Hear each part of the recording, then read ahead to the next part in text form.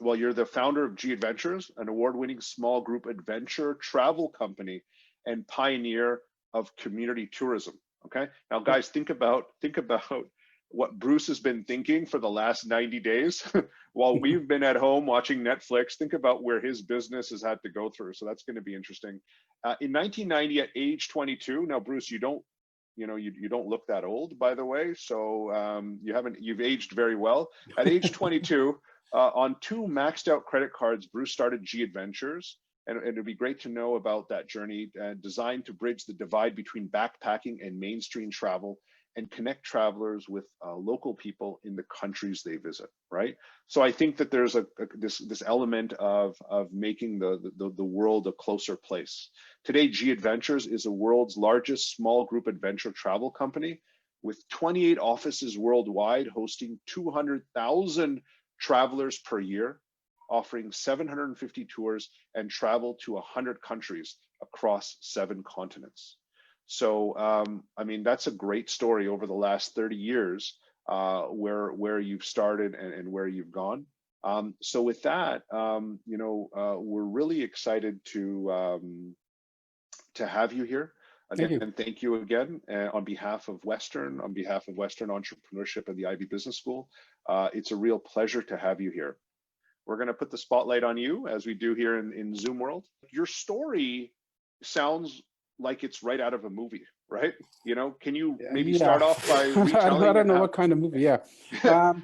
But tell us a little bit about that, and we can jump into, I can ask a couple of other questions, sure.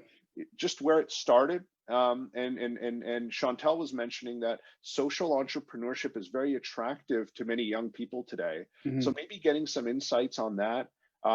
Other things like what kind of advice, maybe go into kind of advice that you have for entrepreneurs, and maybe shed some light on some of the accomplishments. Like I had a chance to go through your bio. You're a New York Times bestseller with the foreword from the Dalai Lama. You're a member of the Social Venture Network Hall of Fame with people like Richard Branson. You've been a recipient of the Queen Elizabeth II Diamond Jubilee Medal. I mean, Ernst & Young, there's just so many things. It would be great. I mean, you also have the championship ring, by the way. That's another thing. You do have he was also awarded the Raptors championship ring. Yeah. So just being a fan. Yeah. That's just about spending money. Would love to know a little bit about that part of your life. So that's kind of the time we have today. But we'll take it free flow based on that, right? Okay. Over to you.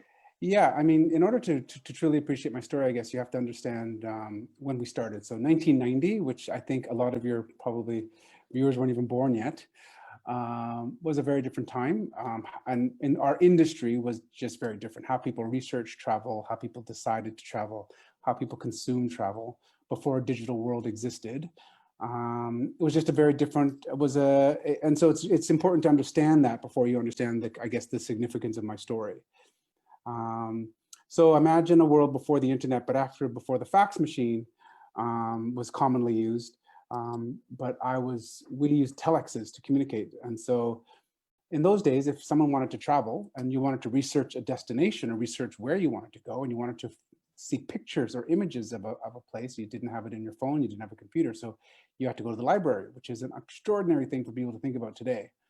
So you relied on travel agents in the industry, and you had this element of surprise because people didn't know what to expect when they traveled, and I was the same. So when I decided I wanted to travel, I'm from Calgary originally, and I moved to Toronto to start a business. I mean, going further back than that, I don't know how far you want me to go back, but I mean, I started 3 businesses before I turned 16. Okay. I won a gold medal for junior achievement in Alberta when I was 15 for my business because I joined the Junior Achievement Companies program. So I was pretty much always business focused. I don't know where that came from, because every good kid in Calgary was playing hockey or soccer, and I wanted to start businesses. And I started my first business at 12. And then I won a gold medal in junior achievement at 15.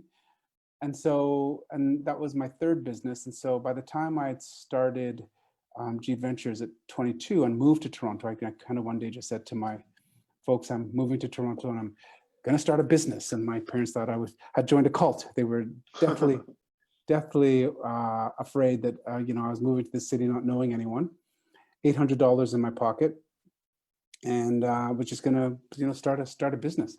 And so, you know, it's kind of it's now a kind of a fabled kind of Canadian success story, I guess, because I came here.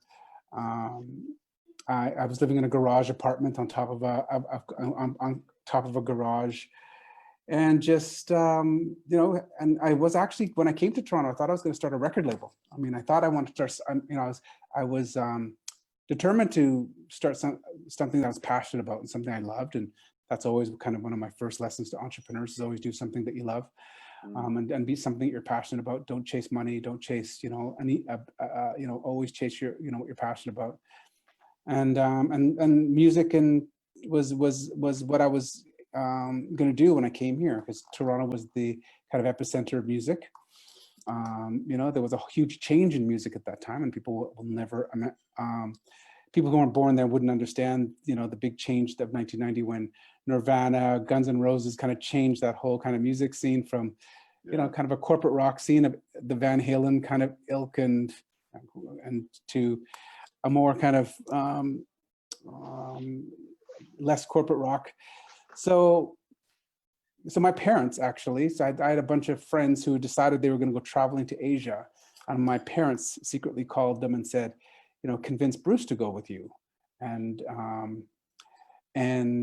try and convince him to come back to Calgary. So their goal was for me to go traveling, because I, you know, when I first arrived here, I was doing, you know, various odd jobs and trying to go to school at the same time, and just barely making it. But I wanted to kind of start this business. But I didn't know what business at the time. And so my parents said, you know, go traveling with these friends of yours that were going backpacking through Thailand. So I did. And so in those days, when you wanted to travel, you bought a guidebook and did it yourself. And it kind of backfired, I guess, on my parents, because it was during that trip that I had my eureka moment as an entrepreneur. Because I didn't necessarily like the lifestyle of backpacking. I didn't like the hassle of kind of arranging all of your own kind of excursions and transportation, and having, you know, staying in crappy hotels that aren't properly vetted, and, you know, and then moving hotels because you can't find a good hotel, and, you know, or arriving to towns and there's no hotels available, just like. And so you know, that experience of backpacking, which some people love, I guess, because people, especially when people have an endless amount of time, and you can, you know, you can take your time. Oh, sorry, my Siri just went off here. And so I had that was my eureka moment, because at that time I saw people that were on, you know, traditional holidays, and here I was on $5 or $10 a day backpacking trip.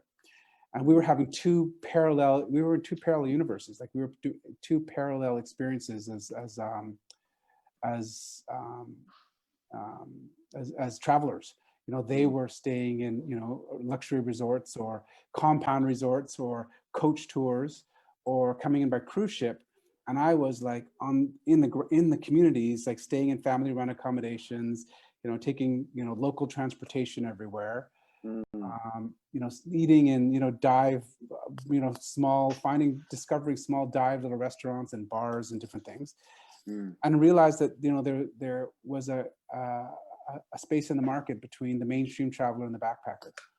So that was really my eureka moment.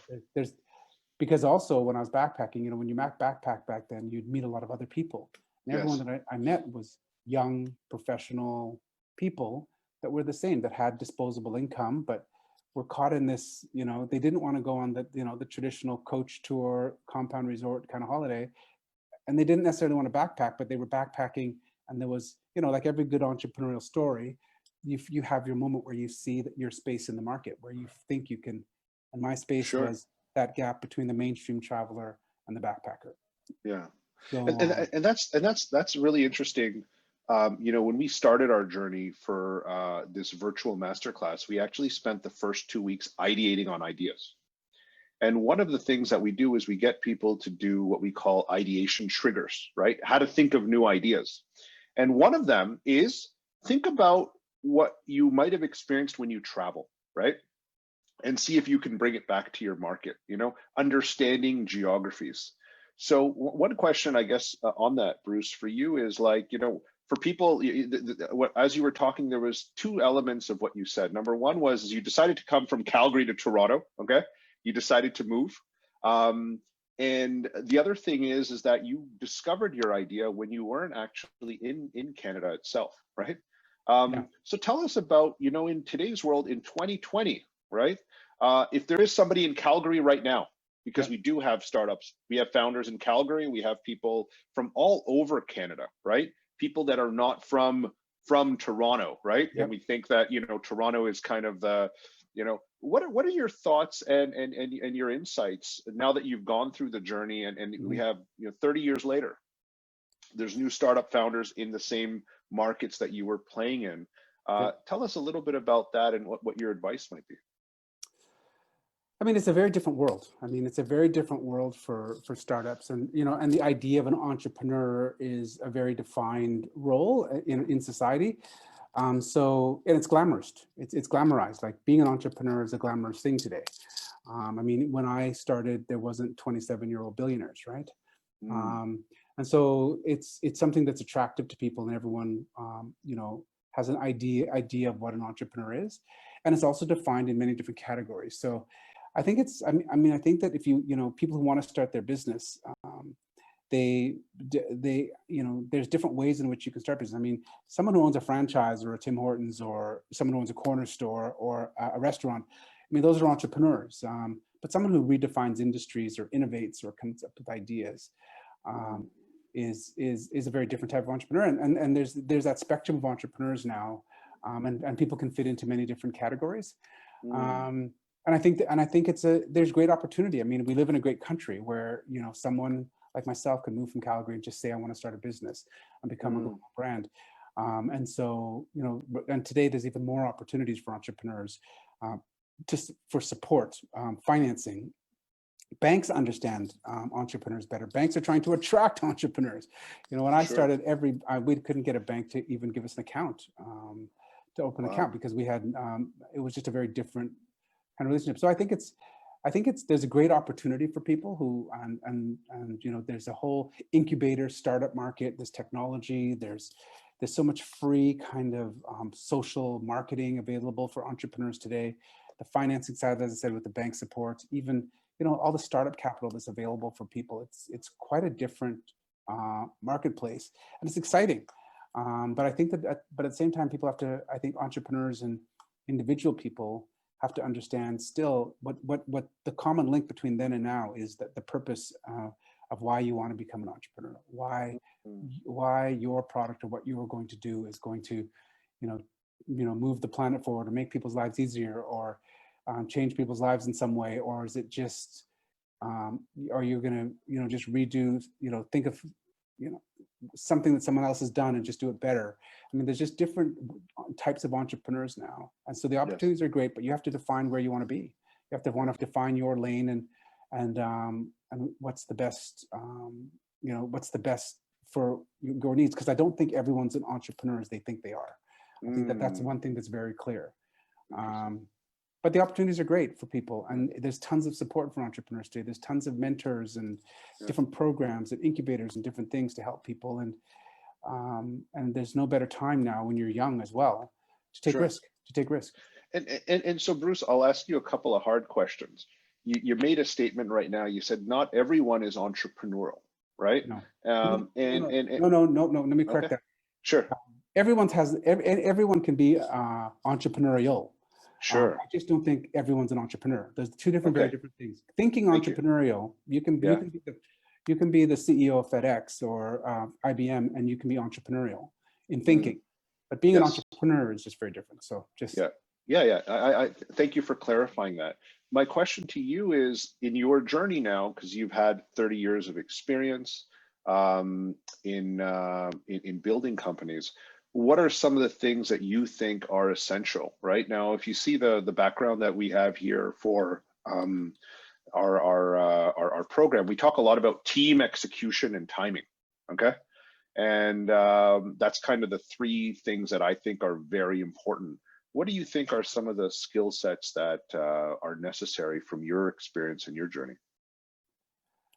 I mean, I mean, I mean, I've got a 30-year plan, right? I mean, I have a 30-year journey to draw from. And, you know, at the very start, it's very different than my experience right now. And so, you know, I mean, and there's two types of experiences, or there's two tracks in terms of my experience. That's the experience as an entrepreneur in Canada. And there's the experience of an international entrepreneur. Because bear in mind, the uniqueness about my business is that, you know, only 9% of my business comes from Canada, right? I've never met another company in Canada that has as unique a business model as mine, where only, you know, 91% of their business comes from outside the market, from export. Sure. So, and we export services as well, which is also highly unique. So, you know, so my experience has been very lonesome for a very big part, and very thankless for a very big part of, you know, what we did. So, like, if you think of like from 1990 to 2000, people really didn't even understand what we were doing.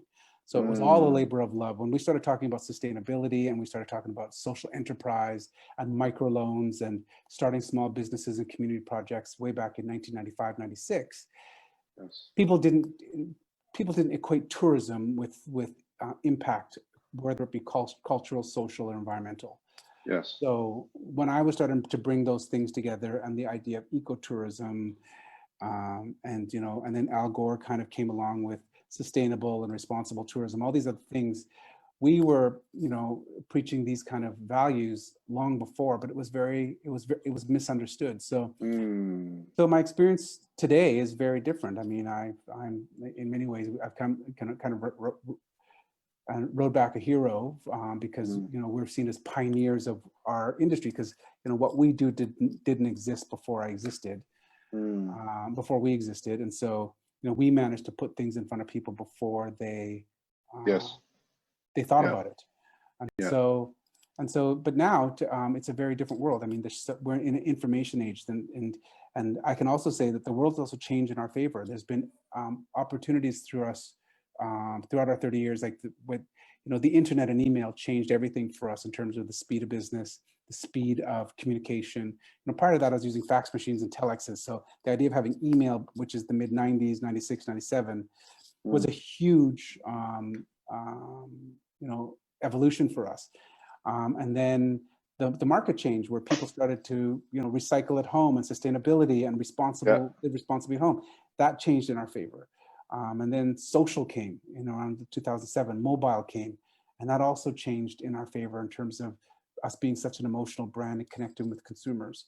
Sure. So so our experience has, you know, as me as an entrepreneur, has been somewhat thankless and lonely for a big part of my experience. But, you know, but today it's just very different. I mean, what kept you going, Bruce, when you go through this journey? Because, you know, a lot of people, and I talk about this all the time, entrepreneurship is a lonely journey. And you've been, you know, there might have been 10, 15 years, I guess, Bruce, where it was just, you know, I'm just estimating, but, you know, a vast majority of time was pretty lonely and thankless. What kept you going? What drives you, or what were the people around you, right? People don't think about that, you know, it takes a village to raise a child. It takes a village to raise a startup sometimes. What kept you going? I think, I mean, it's funny that you mentioned that, because when I speak to young entrepreneurs, that's the one thing that they always ask, which is, you know, how do you know that you're ready? Like, and it's answering the same question. And I always say to entrepreneurs that if you have to question that you're ready, you're probably not ready. There was nothing more natural for me than starting G Adventures, and being in it. There wasn't a dark moment. I mean, I always thought I was doing what I was meant to do. And so, and when you're feeling that, there's never a thing of keep going. There was no option for failure, really. Yes. So there was never, like, I don't ever recall a moment saying, like, what am I doing? I mean, the only people that thought that were my parents. My parents kept saying, what are you doing? Just get a job. Got a school. You're being recruited for all these great jobs. But I mean, to me, I was living my best life, because it was the most natural thing in the world for me.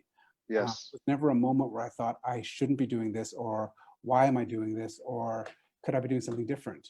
I mean, I really felt it was, and that goes back to this whole kind of, leadership, servant leadership, like when you feel that it's your calling, and it's not just a job, or it's not just, and that's when you're doing the right thing. And I think that entrepreneurs should find that calling when they start to be, because you want to control your life, or you want more money, or you want more freedom, whatever it is.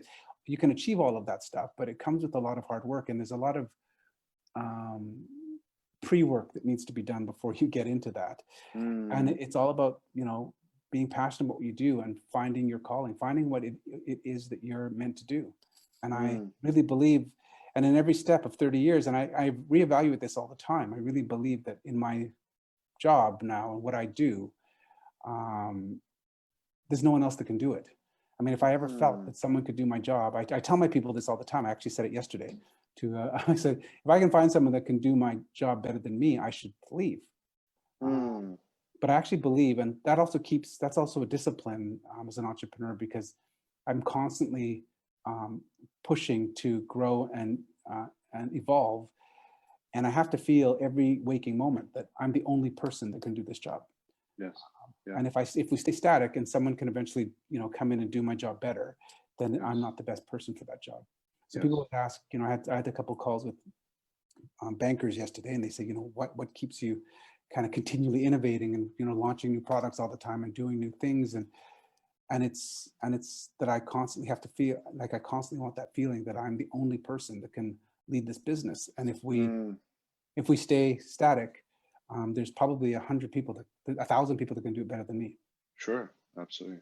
It's a powerful thing. You spoke about the naysayers, and a lot of us deal with this. When you're a young entrepreneur, Bruce, I don't know if you were first generation Canadian. My parents moved to Canada from India in the 1960s, so I was the first Canadian born person in my family, and all my parents wanted me to do was just have a job, right? They wanted us to have that safety net, right? And they loved us because of it, because they might not have had that.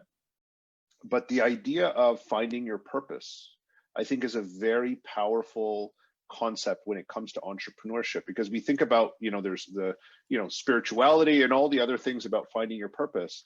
One of the things that I find very common with successful entrepreneurs like you is to be able to find your purpose, right? To be able to find something that you have found value and given your life meaning, because that's more important than the money. It's more important than all the other components. And I think it's always great to think about that, right? And it does take its time.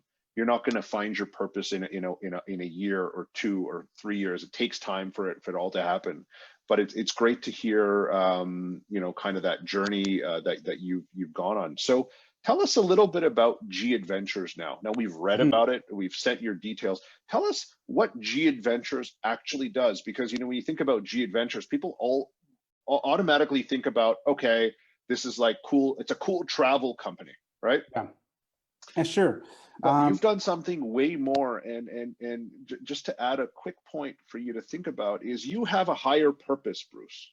Yeah. With your company, it has not been about selling travel. When I look at you, and I've been reading about what you've done, tell us about the journey from where you went from adventure travel, if you want to start with there, and how it evolved, and what is part of your ethos that got you to think about social impact and all these components. Did it come naturally, right? And what were some of the components to that, if you don't mind sharing? Okay, there's a lot of questions there. Or just tell us, start off. I think you'll probably cover it automatically, but just talk about, you start G Adventure and you get it going. Yeah. How did it evolve to where it is now? Well, we started as I said, so we started as this bridging this gap between the mainstream traveler and the backpacker. So the product was using local transportation, staying in small scale accommodations, staying in family run, locally owned businesses. There was no kind of term social enterprise or sustainable tourism. It was just a grassroots cultural exchange kind of experience is what we were driving for. But what slowly evolved very quickly is we realized in order to create authentic experiences with customers, we had to create dialogue with local communities. In order to be in local communities and work with the different families and small scale businesses, we had to be partners with these businesses that were fairly unsophisticated when it comes to business acumen. We'd have to create partnerships with small hotels because we started to bring more and more people, and it started to become more of a business. And if you don't have, and also communication was very different and technology was very different because we've solved a lot of those problems now today. But back then, we were creating dialogues with all these, like it takes thousands of hotels around the world to start running these hotels or running these tours. And it's all with small scale, family run businesses that don't have technology or reservations or payment terms, and creating payment terms and electronic payments and different things so we could run and scale an operational business. And so I knew that was going to be the key to our operational success as well, how we were going to do something very different. But of course, we've evolved, we've changed, we've grown, and now you look at where we are today, and we have 12 different brands of tours. We have partnerships with National Geographic to do, we do have partnerships with Match.com where we do singles tours. We do, active tours. We own ships to do expedition cruising. We do all different types of tours, 18 to 30 something programs, classic programs, active tours, wellness tours. So we have so many different brands, and we have different levels of service depending on age, demographic, what people are looking for. And so, all of that kind of evolved over time. Now, the social enterprise thing is probably the bigger and most important part of our story, because it was around 1996 when I realized that we were becoming successful and we weren't able to manage on the ground as people were starting to also become successful because they started making a lot of money on the ground. And there was actually challenges with these communities fighting for our business, and at times wanting to expand their businesses and asking us for microloans to expand their hotels, or they want to start a biking company to do biking city tours for our groups, or they wanted to add more services for us, and they wanted us to be partners with them to help grow their business. So we thought that was the best. And then we realized our customers now were really feeding off the local part of our business. So there was no kind of local feeling or local desire in tourism back then. All of this local kind of eating and local stuff that we talk about now didn't exist back then. People, when they went to another country, they would want to if they went to a foreign country, they'd want to stay in a Western environment that made them feel like they never left home. It'd be like a compound resort, or they go with a coach tour, which kept you in an air-conditioned bus, and you stayed in a Best Western hotel or a Hilton. And here this company is taking you on like local transportation, staying with families, doing homestays, taking rickshaws and tuk-tuks and riverboats and different things.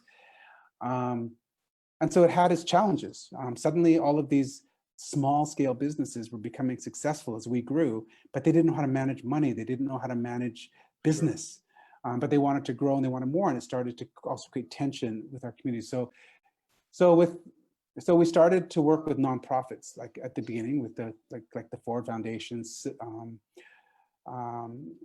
Conservation International, these big Washington NGOs, to create our own, for the first time, community projects where we could work with local communities and create experiences for customers that employed local villages or local towns or remote areas, farms, and create experiences for customers all over the world that would allow our customers to see day-to-day life of local communities that you'd never be able to experience otherwise.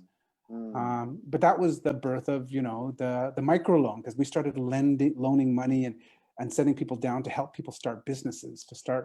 We built a jungle lodge with a community in northern Bolivia.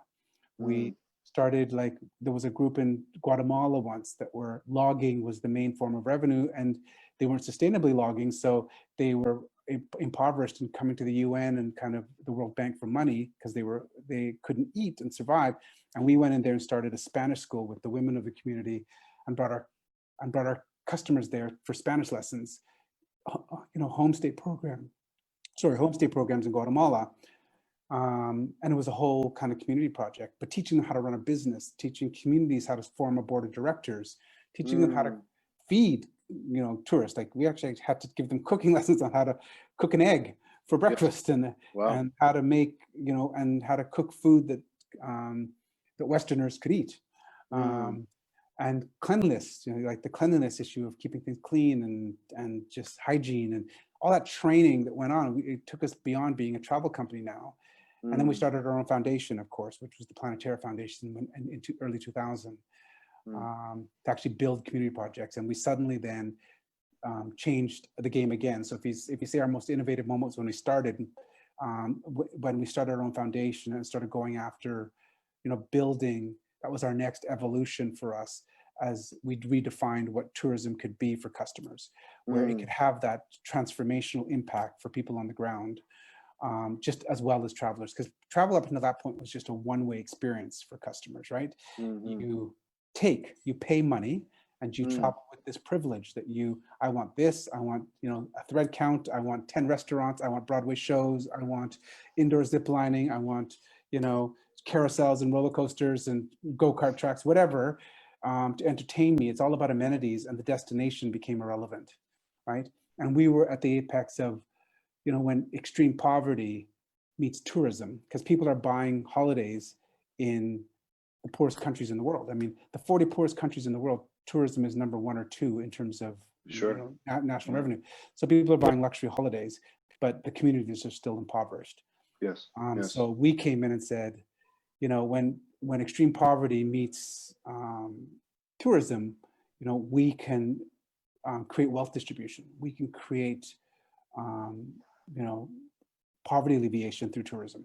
And we started experimenting with that and building projects, which we have almost, I think this year we'll launch our 100th project globally. That interacts with our tours and tourism, that they're all our own unique experiences. But at the same time, it's all about offering people holidays, but it's about a transformational, it's about making travel transformational. Yes. And not just for you, because people only thought that when you travel, it is transformational because you go there taking. So you go there, go to a yoga retreat, or you go to you eat good food and you just drink as much as you can, you rest, you relax, but it's all about taking. So suddenly travel can be more than that, because travel is a $10 trillion industry. It's 10% of the global GDP. It's 1 in 10 jobs on the planet. So it has the opportunity to transform some of the poorest communities in the world, the most in need citizens on the planet. And we were going to be the company that can prove that model. So that's very powerful. Yeah. No, it's very powerful. And I think, we've been trying to create some jobs during COVID-19, mainly in the Western world. I'm sure you have contributed to creating probably, I don't know how many tens of thousands of jobs around the world where people need it most, right? So, I think, G Adventures as a job creator, right, is also very interesting to think about. So it's very inspiring, and it's inspiring to think about how you've evolved, right, and how you've had to adapt at every single level. And I think that ability to adapt is a very important component of success in entrepreneurship. And you've been at it for 30 years now, right? That's huge. That's not a little part. That's a huge part of being an entrepreneur, being able to adapt. Absolutely. So tell me about, obviously the question most people are thinking about, right? You're one of the most successful, at least, I don't know globally, but at least one of the most successful Canadian entrepreneurs in this generation. Tell us, Bruce, about COVID-19, right? Yeah. You heard about this. Now, you probably had different visibility on COVID-19 because you're a global citizen, right? You happen to be based in Canada. You mentioned you were in New Zealand when all this happened. But obviously people, we're in this pandemic right now. And the first question people are wondering is how does a travel company, right, on the surface like G Adventures, how did you adapt? What was going through your mind? What were the levels of where things are at? And now, this is a live webinar happening July 7th, 2020. Tell us a little bit about your COVID-19 experience. Yeah, I mean, it's an amazing thing. I mean, the world shut down. I mean, who would have ever think that the world could just just totally shut down? So, I mean, the experience was an incredible one. I mean, I actually wrote, I'll do a quick plug. I wrote a book in isolation, an Instabook. It's very short. And I'll do a plug here. People can get it at unlearn.travel. Okay. Unlearn.travel. I wrote We'll it. share that on the thing. Yeah, it's done really, really well, actually. But yeah, I mean, it was something that I mean, I can never anticipate. So as you mentioned, I think our office closed on the 13th of March. I was in New Zealand doing a keynote. I spoke in Sydney on the 9th and Auckland, New Zealand on the 11th. Australia had 5 cases of coronavirus and New Zealand had 1 at that time. And all the talk was, I did 14 interviews across that tour across Australia and New Zealand. And everyone was asking about the coronavirus. And there was all these jokes kind of about people fighting for toilet paper in Australia and New Zealand. And at that time, it was being linked to a flu virus. But if you can imagine, from the 11th being on stage in New Zealand to coming home on the 13th and making the decision to close our offices in Toronto, to a point where we escalated a 5-phase plan, which was supposed to go over. So we immediately put together a plan, a critical incident management plan of a 5-phase plan as that we would do to escalate what we would do with employees, staff, and we on the Friday, the 13th, the goal was to implement phase 1 on the Monday, but by Wednesday we implemented phase 4 to 5 or 2 to 5. It escalated just so quickly, and so it was tough. It was had to make really tough decisions for a company that prides itself on our culture being a big part of our brand. We're an award-winning culture. We're presently actually holding Best Places to Work awards in every major country that we have an office, a sales office. So, United States, Canada, UK, Germany, and Australia, we have Best Places to Work, top 10 finishes in all those countries. So we pride ourselves on our business and our people. And suddenly we had to make decisions about right-sizing and downsizing, for taking advantage of, furlough schemes around the world, because we have operations in 100 countries, right? Sure. So how we're going to do, work with various furlough schemes, lay off people, terminations, what we're going to look like on the other side. And it just kind of all escalated. And we kind of did what we can. But it was tough. It was one of those things where, you can never prepare for it. Our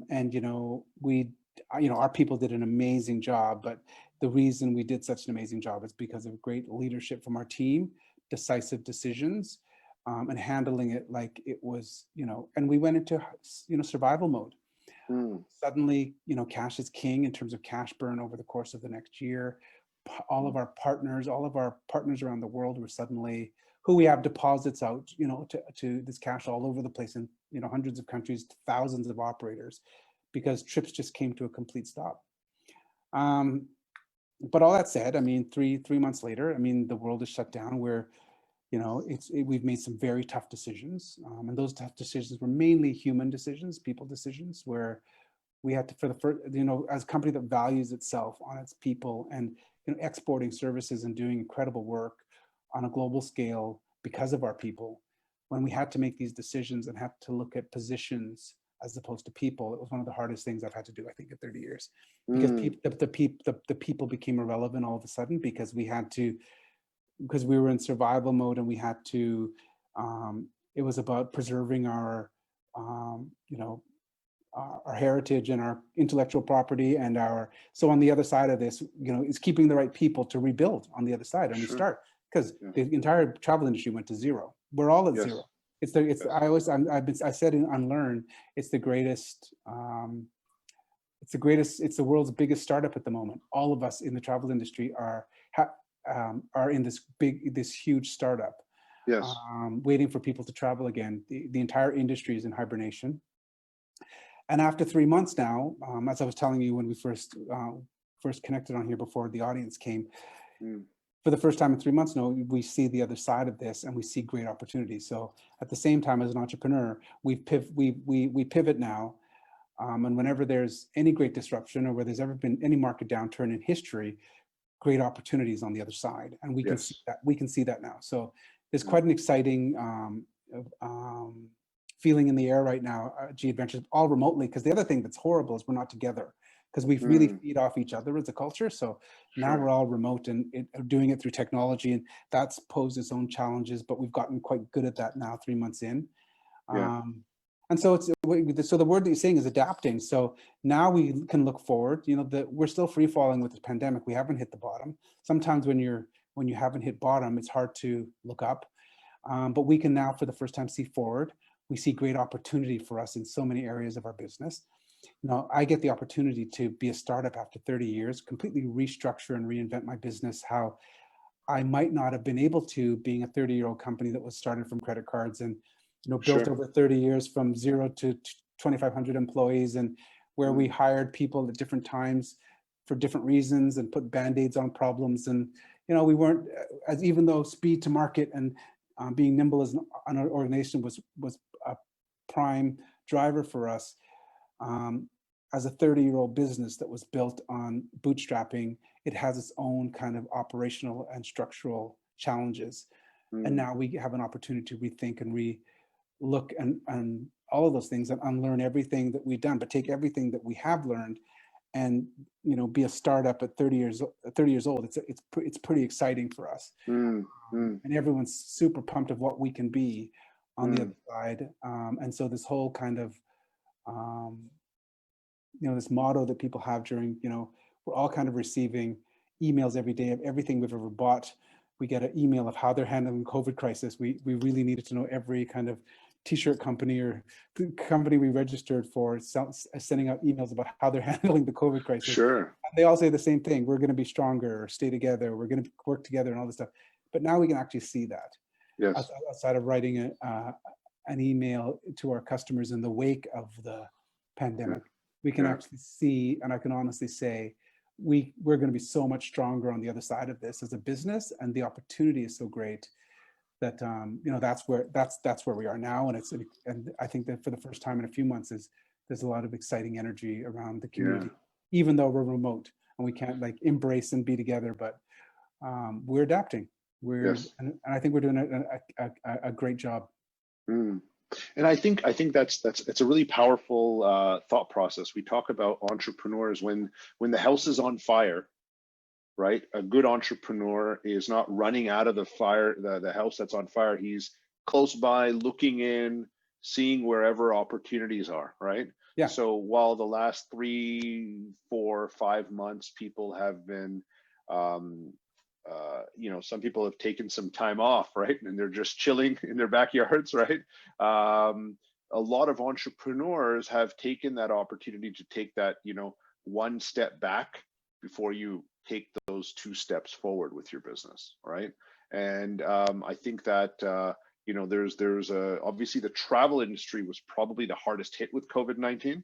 You think about kind of online learning still kind of works, but travel is travel, right? And if the planes aren't working and the buses aren't working and the governments aren't letting you in, no matter who you are, right? Even if you have that private jet, even private jets are tough to get into certain jurisdictions right now. It's a real challenge. So Bruce, how long do you think? I mean, this is just, you're not an expert, but you have a lot of visibility. I'm actually an expert. Are you? Okay. I've become an expert. I spend most of my time reading scientific research papers, studying the 140 teams that are working on vaccines right now. Yes. I'm pretty much an expert. That's awesome, because the question that a lot of the students and people are thinking about right now, when do you think this is how long is this gonna last for? How long are we gonna be in this kind of, there's a lockdown period, a slow opening, but when do you think, in your opinion, right, as an estimation, we're not gonna hold you to it, but based on all of your research and knowledge in July 7th, when do you think are we gonna have some element of regularity, right? How is it gonna open up? That's a very deep question, because it's going to be on different levels, right? As a planet, it's going to be much longer, because we're not all handling it well. The U.S. is right now is a dumpster fire, and so is Brazil. That's keeping South America down. It's still not properly, because of the lack of central healthcare in Africa. People don't even know. We don't have accurate information on what's happening there. With the countries, so countries are creating corridors in order to trade and and I think that they're doing really well. Like, I mean, Canada's been accepted in the corridor to Europe. New Zealand, Fiji, Tasmania have created a corridor in the South Pacific.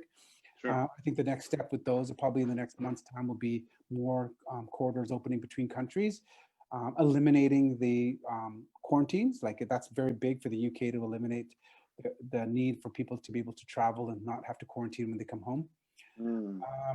So, I mean, so it's unpredictable because governments right now, certain countries are not handling it correctly. And it's one of those things that we all have to work together. And we've just come out of 4 years of division, political division, populism, Brexit, building walls. So it's very difficult to be in a pandemic where we need each other, when we've just been kind of breaking alliances and ties, and we're suddenly called together to this higher kind of calling of a pandemic that we all need to help ourselves, and we're struggling, I think, as a planet. Yeah. So, well, you know what? Somebody like yourself who has so much visibility, if Bruce was the president of the United States, and he's not an American citizen, but I'm pretty sure Bruce would have a lot of knowledge about how different countries have handled things. oh yeah, right? I mean, it's amazing the countries that have done well. I mean, Korea, for instance. Like, Korea's been like rock stars in this thing, and they're the closest and have the most exposure to China. So that's a good example. Like Vietnam, Thailand, Bali, like all the Asian countries, how they handled contact tracing so quickly, and how they took it, and we're flattening the curve so quickly, and actually, well, of course, New Zealand, Australia, all of these countries that took it seriously and created leadership from the top and created, unified kind of execution plans. Because especially when you have, central healthcare and national healthcare, to fail in countries, in these developed countries, is just, it's colossal failure on it. It all comes down to leadership. Yes. And so anyway, so in answer to your question, so for us as a country, we're hoping we're going to see people return to some early adopters will start traveling at the end of this year, the last quarter of the year, more so November, December is our estimation. And these are early adopters, though, that want to be first in. They want to, take advantage of the lack of crowds at Taj Mahal or Machu Picchu or Great Wall of China or the pyramids of Egypt. So we're already seeing people like that wanting to travel. But it's not a large number of people. It's a small group of people. It's the early adopters, and these are the people that line up for 2 weeks for an iPhone. That type of mentality. And then early next year, I think that there'll be another. And I think early next year, there'll be more people that'll start to travel. There'll be an announcement, I think, of a vaccine by then. But announcement of vaccine is not a silver bullet, because you have to then, immunize 3 or 4 billion people, which will take time. And so I'm hoping by next spring, the numbers are significant, are more meaningful for us as a business, and hopefully we'll have a more regular summer next year as we approach herd immunity around that time, because the anti-vaxxers are going to rule here when the vaccine comes out. Only probably 50 to 60% of people will accept the vaccine. How will we execute? That's another story. If the U.S. has a new president, we will have a better opportunity to send that message about vaccination. But if we need 75% of the people to achieve herd immunity, if only 50% take the vaccine, we still have to achieve that 25% through people getting the disease, of the anti-vaxxers getting it, and that will take time. But I think people will be more comfortable to travel by then, and by spring, summer, we'll see my industry. But I think back to life for us will start in the fall. School for your listeners is obviously going to be down to remote for the first semester at least.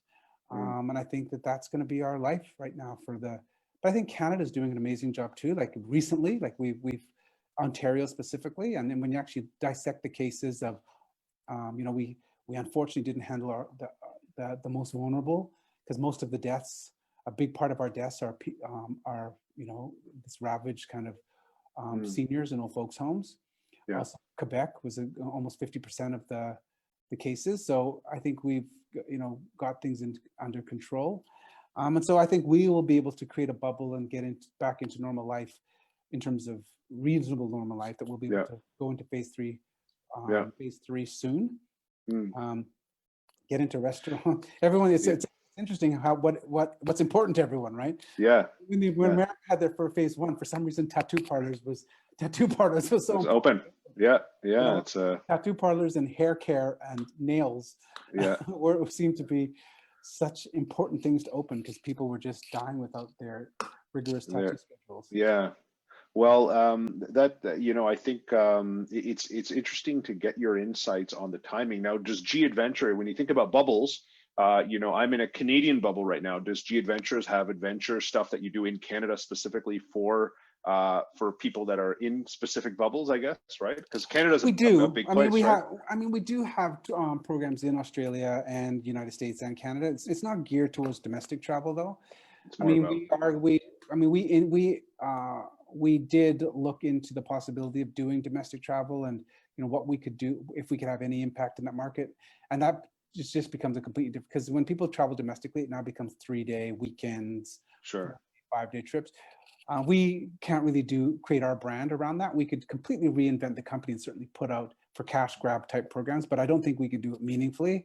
Yeah. In a meaningful way, and we'd be going after a red ocean of domestic travel companies that do that well. And one thing that G Adventures has always done is we always do, and not done and do, is we never go into red ocean. We always do things differently, and we never will just do something for the sake of competing against someone else. We'll have to find ways that we can do it different and better in everything that we do. It's a kind of a discipline throughout the company. So domestic tourism is a good example of that. We could easily put out, like it would take us days with our infrastructure to put out a few domestic tours around Canada, Toronto, but we wouldn't do it in any way.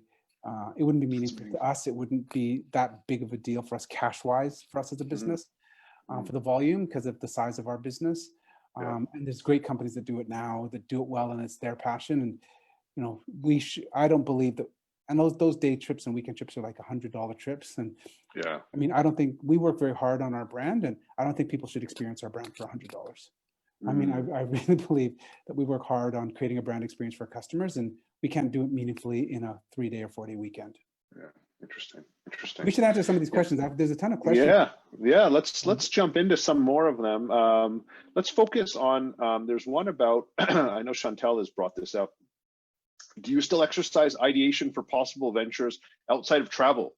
Are you doing stuff outside of travel? How do you work? Are you an investor now? Are there other ideas that you have? Do you have some great ideas, Bruce, that I have tons of might ideas. want to do? I mean, for businesses or just in my industry? For me? Yeah, outside of your industry. There's a question here on ideation in general. Like, do you ideate and Yeah, I mean, all the time. I mean, we have a very, very complex internal way in which we ideate ideas in terms of how we farm ideas from around the world. We hold leadership camps, we hold connection camps, we have purpose camps that we hold all over the world, and we bring and we create lateral thinking kind of ideation camps with all of our people, and those ideas roll up to executive leadership camps. And we always every year have a list of projects that we're constantly working on. This is our 30th anniversary, so September was going to be a big launch for us. So we're actually working on a huge group of new products that were going to be launched in the 30th or around September for our 30th, which is canceled, by the way. And so we ideate in many different ways, and it's not just so there's as an executive team and as leadership, as all of our leadership, whether it be VP level, director level, management level, we have a very defined chain of thinking that goes on to continually innovate in all aspects. And it's not just about new products, by the way. It's how we can do accounts payable better, how we can do, like, I challenge all of and everyone's compensated in our company based on what they're doing to do things better, faster, stronger as a business. And so it's tied to performance. 20% of your work has to be working on something new. And that goes for every department, whether it's talent or finance or buying or operations or sales or marketing. So we have a discipline that every 5 years we should look back and not recognize who we are as a business. And so we do that all the time. Yeah. But in terms of beyond that, I mean, sure. I mean, I'm very close and friends with a lot of great entrepreneurs and a lot of great companies around the world, and especially in Canada. we constantly are talking about different things and different ideas. And some of the greatest entrepreneurs in Canada are, some of, and do some great work with their businesses and have some great companies. And we're constantly looking. And right now there's a great opportunity for that. So there's more thinking than usual because, this crisis is creating opportunities there in terms of, we're going on a bit of an acquisition search right now because we are in a decent cash position as a company, and we're looking at opportunities because there's so many, and not right now, but in the next 6 months, if COVID actually, this crisis continues, there's going to be opportunities, and we're going to be ready for that and look for that. And it's and I do have interest in some businesses outside of G Adventures that that are kind of more hobby projects, really. And as G Adventures, I don't know if you know, which I did mention in this broadcast, that in the last 4 years, we've also acquired 4 companies, all based in the UK, because we own some of the most iconic travel companies in the UK, TravelSphere, Just You, True Travel is the largest millennial travel company in the UK, 60-year-old and 50-year-old travel companies that are legacy brands in the UK that we also bought in the last 3 years. And so we have those. It's in a company called G Touring, which is a different division of what we do. So I'm always looking and always growing, evolving, and excellent. And run those businesses. And so we're looking at even more expanding those businesses and looking at acquisitions again. Yeah, and that's insight for everyone that's watching. When acquisitions happen, this is where the start of acquisitions happen, where that somebody, Bruce is a kind of what we'd call a big fish in the pond of travel. If you're building something, right, one of the exit opportunities might be to list a company, but more often than not, it's a trade sale where, Bruce has this huge, he's got G Adventures with all these different components. And if you can find something that's going to add value to something that he's doing, that's one way of discovering an exit and finding yourself in a bigger home and giving more longevity to whatever you're working on. So that's an interesting insight as you hear it from Bruce. Now, Bruce, we've hit the 1 hour mark. This has been really exciting. I feel we could probably talk for hours. I know we've covered most of the questions that we had in the Q&A broadly. Now, what we're going to do, as we conclude today's session, and again, it's been a real delight to talk with you and hear your insights and your knowledge. As a Canadian entrepreneur myself, it's been a real inspiration to hear your thoughts. And I think there was tons of takeaways for this session. But what I'd ask is, what are your final thoughts, right, for people to take away as they go through their journey? They've spent time ideating, 2-3 months ago, they opted to spend their COVID-19 time leveling themselves up with their skill sets. What is something that you would leave them with to think about, right, as they go through this journey of starting, right? Yeah, startup, yeah. It's, being an entrepreneur today is glamorous, right? It's been glorified, and really an entrepreneurs feel demand. The idea that it's very few entrepreneurs that think before people, create things before people think they need them. Like Steve Jobs did that over and over, but Michael Dell did it once. In ways in which you can create a business.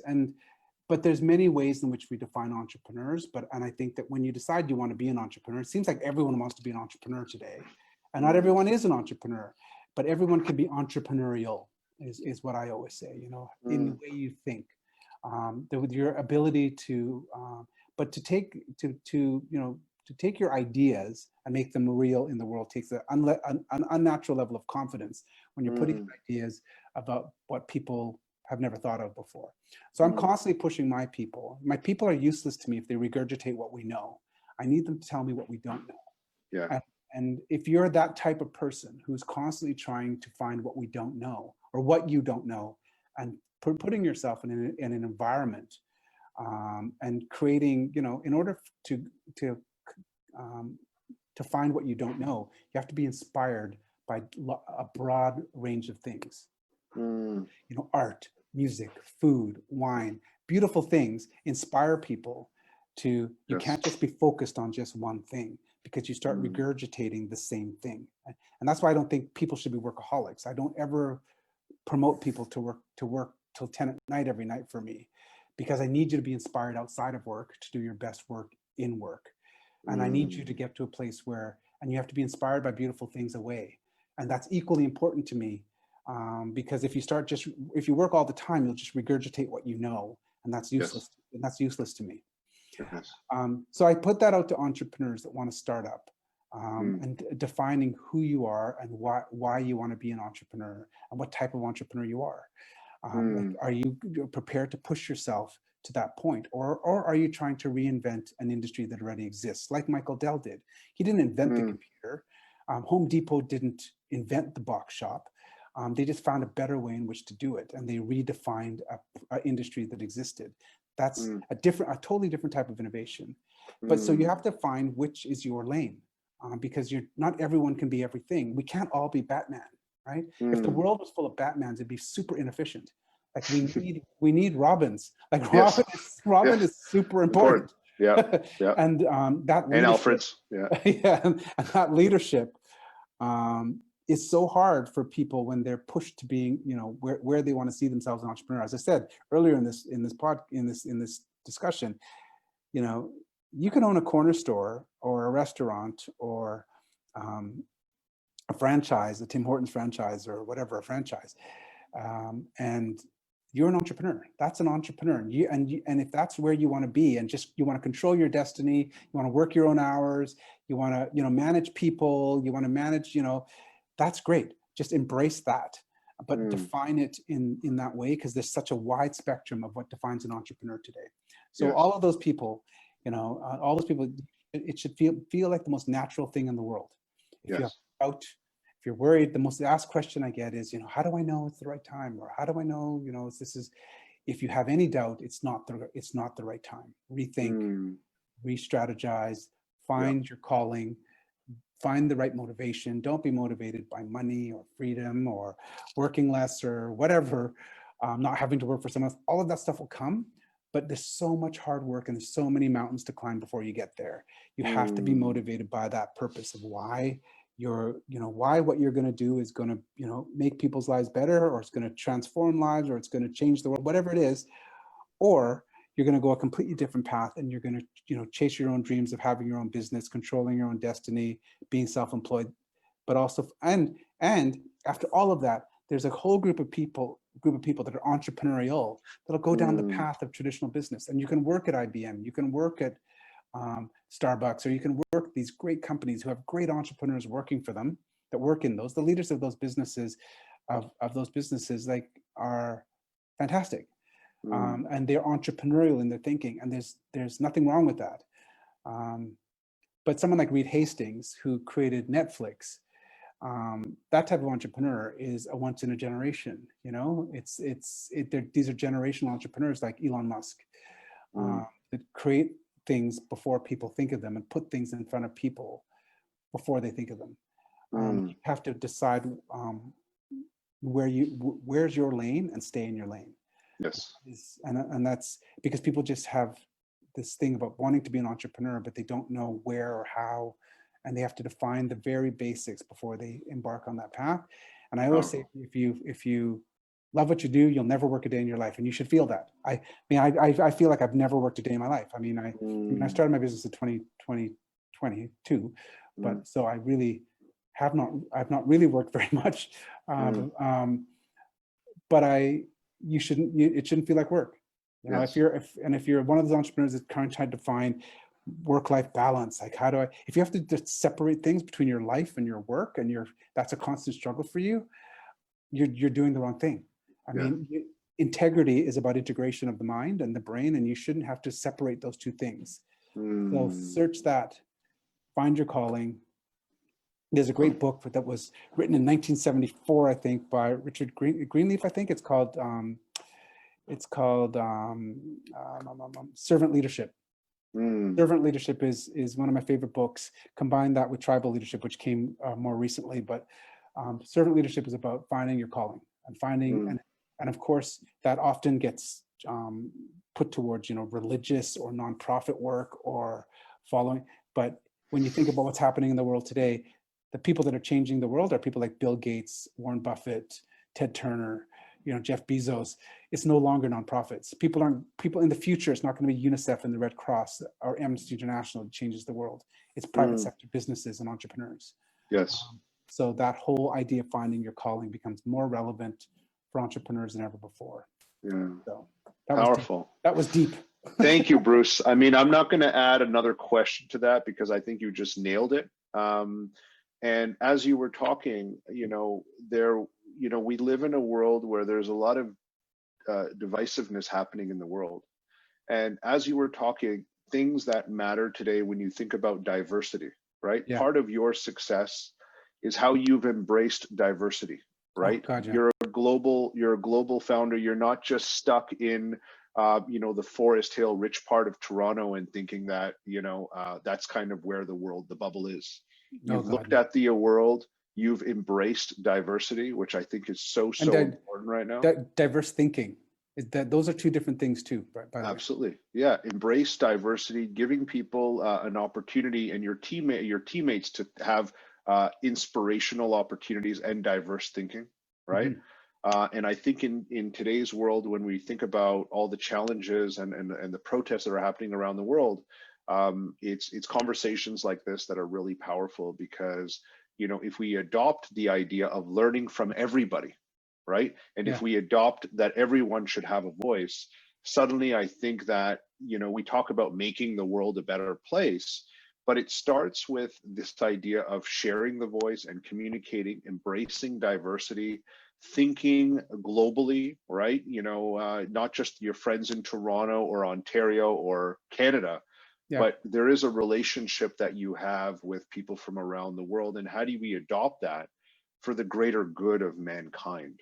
Yeah. And so I think what you were saying, I think everyone here found value from an entrepreneurial standpoint, but now I think I understand why the Dalai Lama did the foreword for your book. Okay, now I know why, because it's his birthday today, by the way. Is it? Okay, yeah, it is the Dalai Lama's birthday, so we're gonna he's 85 today. Okay, let's wish him at least on Facebook, because I think I'm his follower on Facebook. So with that, Bruce, I want to thank you again for joining us. This has been a really special, incredible session for us.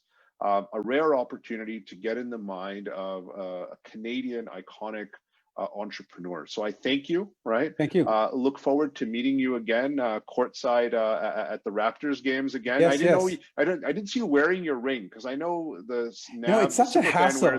It's such a hassle when you wear the ring. I mean, Nav likes the attention, right? Yeah. I don't like people harassing me. And I think I wore it to 3 games. First of all, it hurts. When you clap, it's huge, right? Yeah. And when you clap and you cheer, I'm pretty aggressive when I cheer, and this ring hurts. And then people just, you can't hide it. It's not a ring that you can kind of just catch. Yeah, it's not very, when you leave the stadium, you're probably putting it in your pocket or something. You don't want it to be seen on your. People are taking pictures, they're asking, they're coming, and Nav likes that attention, so it's good for him. But it's too intense for me. I'm there to watch the game. and if we're losing, I get grumpy. Yes. So I don't want people talking to me when we're losing. So I'm not in the mood. So. Excellent. Well, thanks again, Bruce. This has been a sincere delight on behalf of Western Entrepreneurship and the Ivey Business School. Thank you for this rare opportunity to allow us into your home and into your thoughts about entrepreneurship. And thank you for all the work that you do for Canada as a role model. But also for creating jobs and opportunities and creating happy homes around the world. Thank you. With that, I'll conclude the session and look forward to connecting again, Bruce. Thank you very much. Have a wonderful day. Thanks for attending. Bye now. Bye now.